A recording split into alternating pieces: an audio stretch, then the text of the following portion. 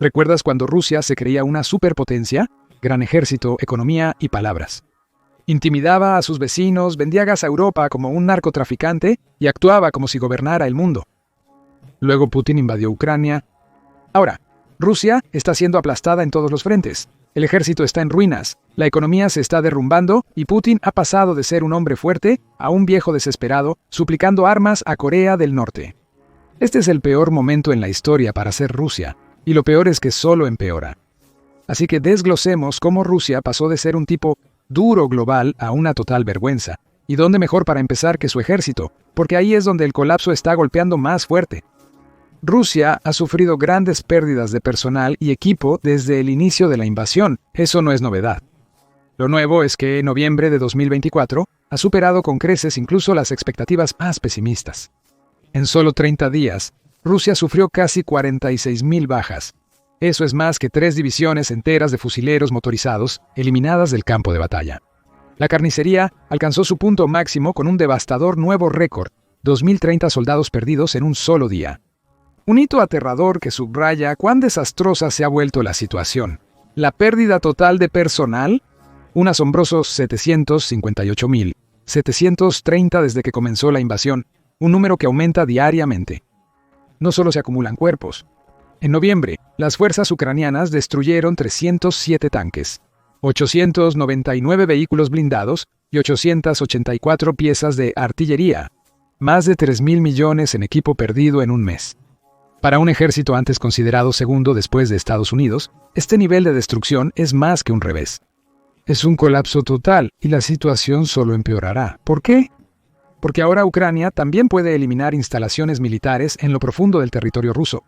Durante más de 2 años, Kiev estuvo restringido por Estados Unidos, políticas que restringen el uso de la mayoría de sus armas avanzadas dentro de Ucrania. Pero el 17 de noviembre todo cambió.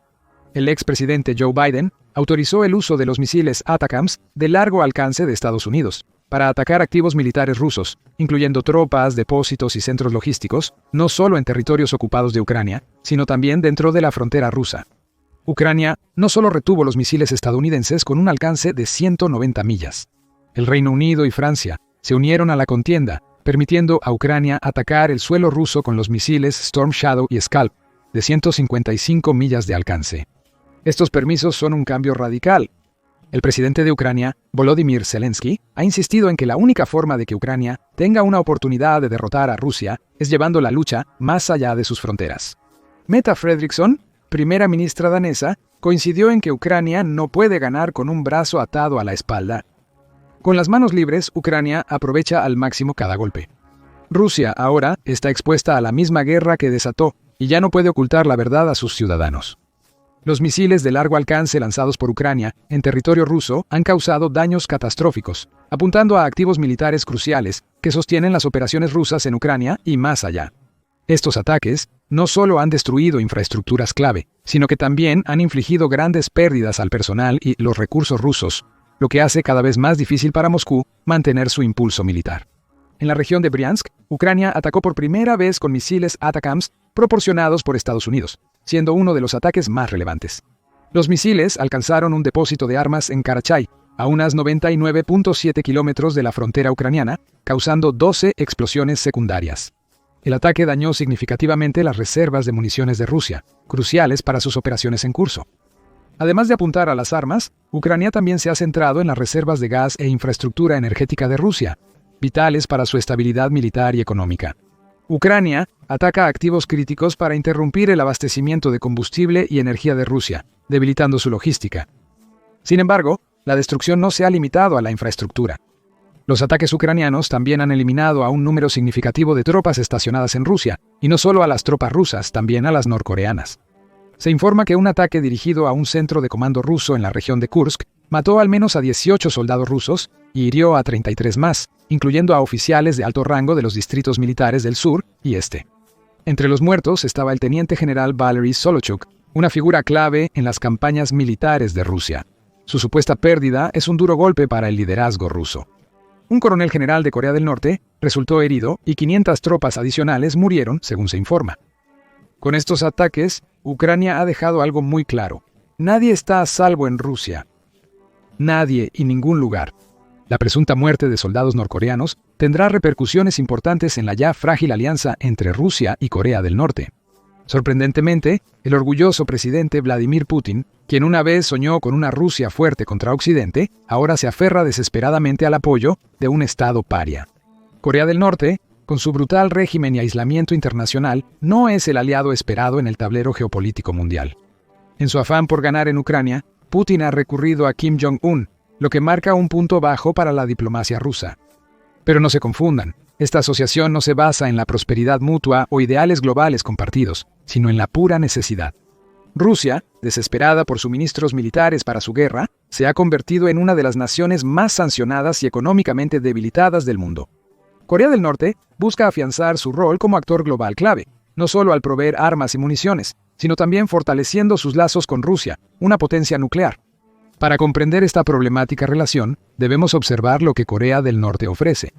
Aunque el país es infame por sus misiles nucleares, también es una potencia militar en términos de números absolutos.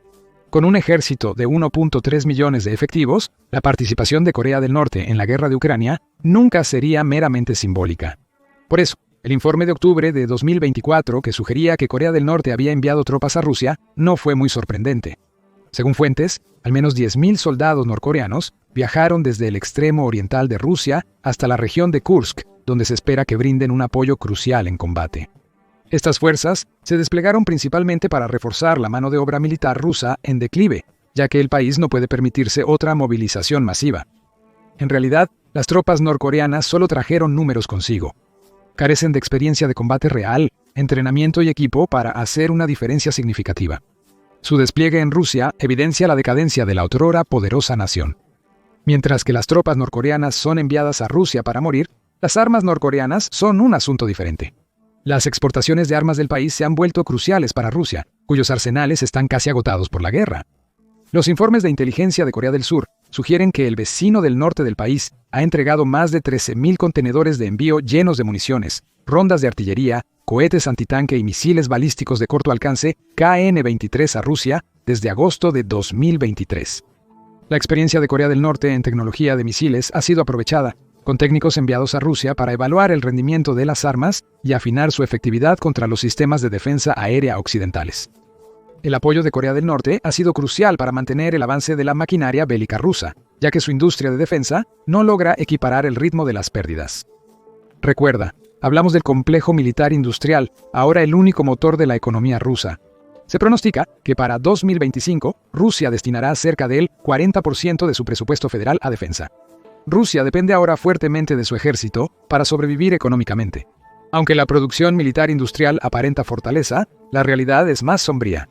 La economía rusa sigue en severo declive, y la fuerte dependencia del gasto en defensa es solo una solución temporal. En 2024, Rusia enfrentó una inflación proyectada del 10% y las tasas de interés llegaron al 21% en un intento fallido de estabilizar la economía. El aumento de las tasas de interés ha devastado a empresas y ciudadanos rusos por igual. Las empresas luchan con deudas elevadas y el gasto del consumidor se debilita. Los ahorros en efectivo de los rusos han disminuido a un mínimo histórico de 15.9 billones de rublos, 151.5 mil millones, y muchos tienen dificultades para llegar a fin de mes. El costo de los bienes cotidianos, como las papas, está aumentando bruscamente con incrementos significativos en los precios. El precio de la mantequilla ha subido casi un 30%. El rublo ha caído más del 25% frente al dólar desde el verano de 2024, con la tasa de cambio ahora rondando los 100 rublos por dólar. Esta fuerte depreciación intensificará los desafíos económicos del país a medida que las importaciones se vuelven prohibitivamente caras y la inflación se descontrola. Agravando la situación, Rusia ha agotado sus fondos nacionales antes impulsados por las exportaciones energéticas. Las sanciones, especialmente de Estados Unidos, han inmovilizado el sector financiero. Las últimas sanciones se han dirigido a instituciones clave como Gazprom Bank, encargada de pagos energéticos críticos, generando una gran escasez de divisas. El Banco Central ruso dejó de comprar moneda extranjera en el mercado interno para intentar controlar el daño, pero el rublo siguió siendo volátil. Se esperaba que el Producto Interno Bruto de Rusia creciera un 3.9% para finales de 2024, pero las previsiones para 2025 son mucho más pesimistas.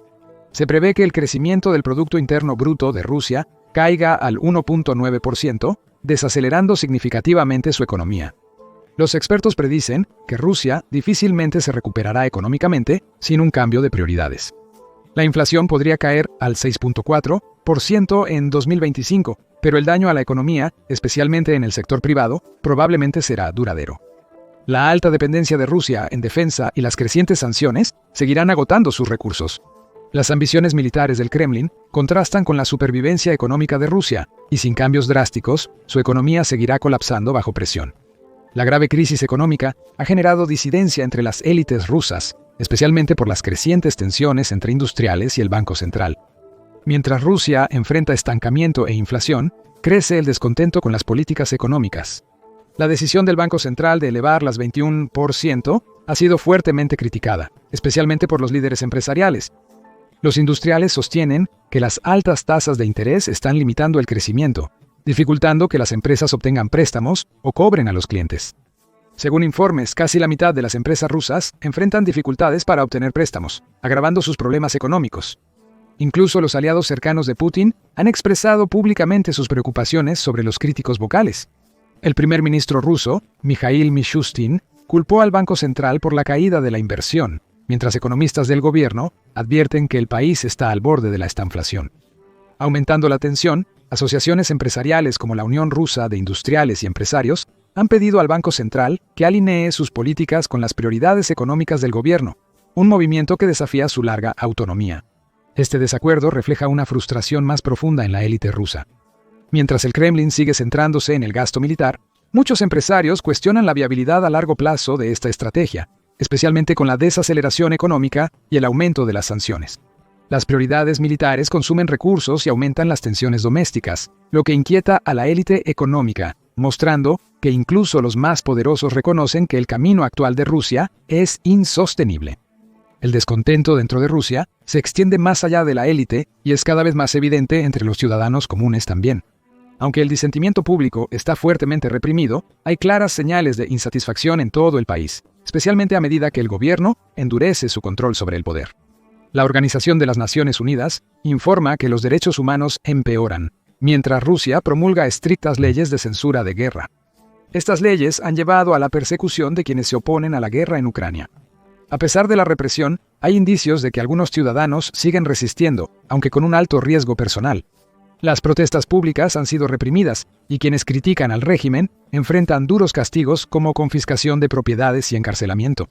No obstante, algunos grupos como poetas, artistas y comunidades marginadas siguen desafiando el status quo mediante actos sutiles de rebeldía.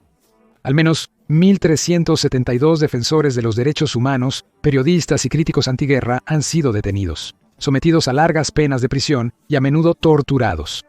La represión a la libertad de expresión y el uso creciente de violencia estatal contra manifestantes pacíficos han cultivado un clima de miedo. La situación subraya una lucha social más amplia. Mientras el gobierno de Putin muestra fuerza internacionalmente, muchos ciudadanos internamente están en desacuerdo con las prioridades del régimen, especialmente sobre la guerra en Ucrania y sus consecuencias económicas. Mientras Rusia se desmorona internamente, Europa está más unida que nunca, gracias a Rusia.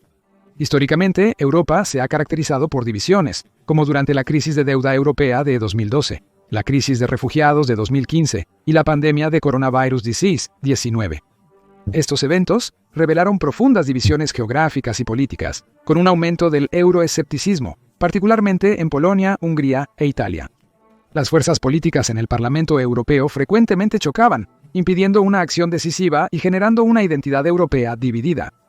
Pero entonces Rusia decidió invadir a la mucho más pequeña y menos poderosa vecina Ucrania. La invasión no provocada en febrero de 2022 catalizó la unidad en Europa, revirtiendo casi todas las tendencias históricas. La gravedad de la invasión llevó a un nivel sin precedentes de cooperación militar y económica entre las naciones europeas. Incluso las divisiones europeas de larga data, como la dependencia de Alemania del gas ruso o los lazos económicos de Italia con Rusia, se esfumaron ante un enemigo común. La Unión Europea, antes fracturada por varios problemas, se unió de inmediato para sancionar a Rusia y apoyar sustancialmente la defensa de Ucrania.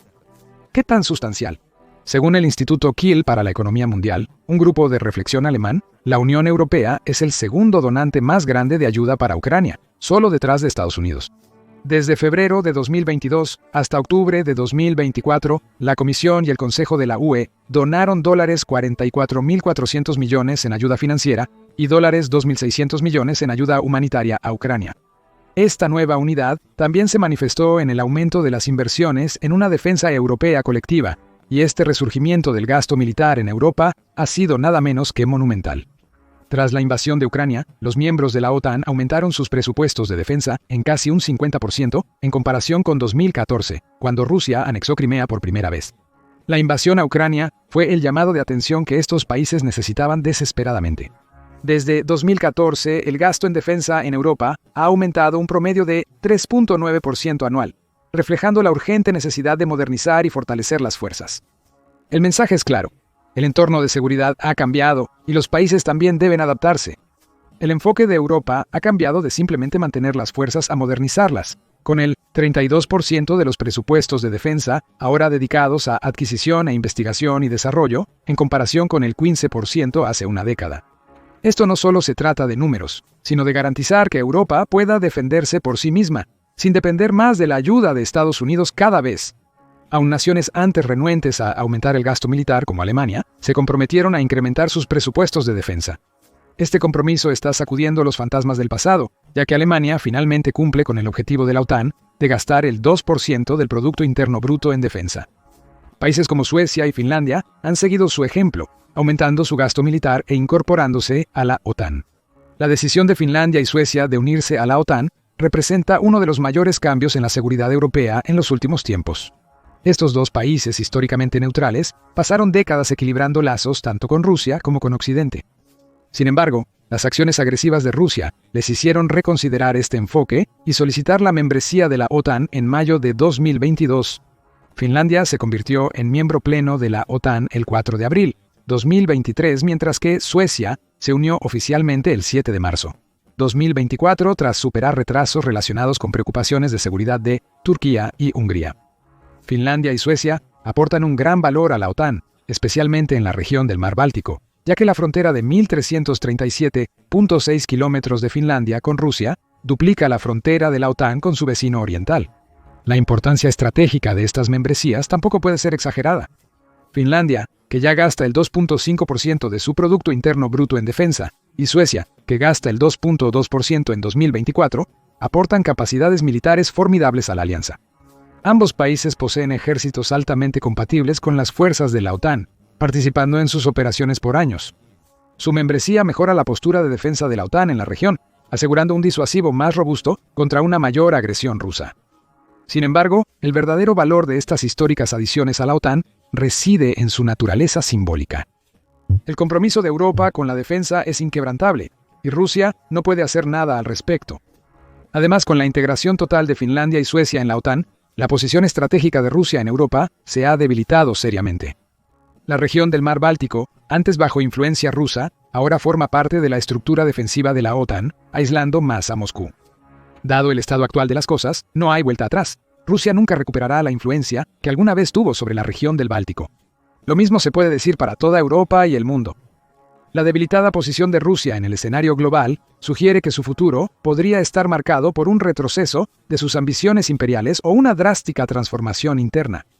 En cualquier caso, Occidente debe mantenerse alerta y listo para estos potenciales escenarios. Y ahí lo tienes. Rusia es ahora una sombra de lo que era antes. Está casi solo en el mundo, con sus pocos aliados forzados a apoyarlo o desesperados por tener aliados. Su poder militar, estabilidad económica e influencia global están destrozados. Los países que dependían de Rusia ahora se inclinan hacia Occidente, dejando a Moscú con poco margen de acción. Mientras la guerra en Ucrania sigue drenando sus recursos y las sanciones se vuelven más severas, la habilidad de Rusia para recuperarse luce más lejana cada día.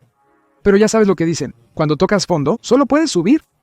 Entonces, ¿crees que Rusia encontrará una manera de recuperarse tras los horrores de la guerra en Ucrania? ¿O en cambio, encontrará una forma de seguir aún más por el camino del aislamiento y la ruina? Comparte tus predicciones en los comentarios. Descubre cómo Ucrania destruyó para siempre el futuro de Rusia. O haz clic en este otro video.